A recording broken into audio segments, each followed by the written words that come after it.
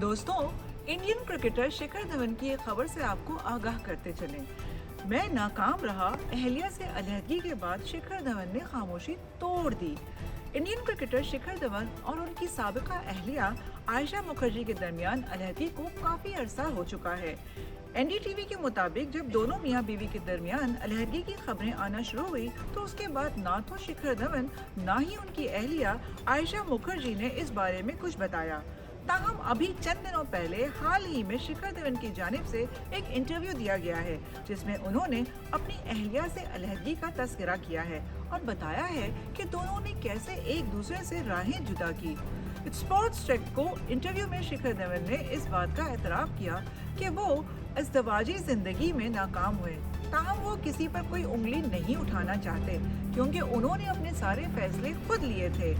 बाएं हाथ के बैटर कहते हैं कि मैं नाकाम रहा क्योंकि हतमी फैसला तो इंसान का अपना होता है, यानी फाइनल डिसीजन तो इंसान खुद करता है। मैं दूसरों को मुवर्द इल्ज़ाम नहीं ठहराता। मैं इस वजह से भी नाकाम रहा क्योंकि मुझे शादी के बारे में इतना इल्म नहीं था। अगर मैं आज क्रिकेट की बात करूं तो शायद 20 साल पहले मुझे उसका इल्म ना हो। ये सब चीज़ें इंसान तजर्बे से सीखता है। उन्होंने इस बात का भी एतराफ़ किया कि उन दोनों के दरमियान अभी तक तलाक पूरी तरह से नहीं हुई है। अगर कल मैं दोबारा शादी का फैसला करता हूं तो मुझे इस मामले में मज़ीद समझदार पाएंगे।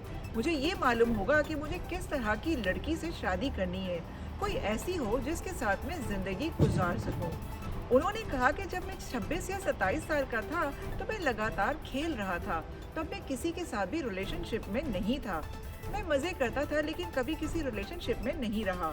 शिखर धवन कहते हैं कि जब मुझे प्यार हुआ तो मैं हुदूद नहीं देख सका, लेकिन अगर अब मैं मोहब्बत में गिरफ्तार होता हूँ तो शायद मैं वो हुदूद देख सकूँ। अगर मैंने वो हुदूद देख ली तो मैं छोड़ दूंगा और अगर नहीं तो मैं रिश्ता निभाऊंगा।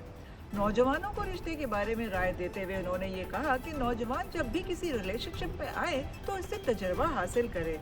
ये बहुत अहम है। उन्हें जज्बाती होकर और जल्दबाजी में आकर फैसला नहीं करना चाहिए और ना ही शादी करनी चाहिए। उस इंसान के साथ कुछ साल गुजारें और देखें कि आया उससे आपके ख्यालात मिल रहे हैं और दोनों एक दूसरे से खुश हैं। उनका कहना यह है कि आप देखें कि आप में मेंटल कंपैटिबिलिटी कितनी है और उसके बाद शादी के बारे में डिसाइड करें। ये एक मैच की तरह है। कुछ लोगों को 4 से 5 रिलेशनशिप की ज़रूरत होती है जबकि बाकियों को 8 से 9 रिलेशनशिप की, और इसमें कोई बुराई नहीं है। आप रिलेशनशिप से सीखते हैं और जब आप शादी का फैसला करें तो आपके पास तजर्बा होना चाहिए। ख्याल रहे कि शिखर धवन और आयशा मुखर्जी की शादी 2012 में हुई थी, जिसके बाद उनके यहाँ एक बेटा 2014 में हुआ। ताहम 2021 में दोनों के दरमियान अलहदगी हो गई।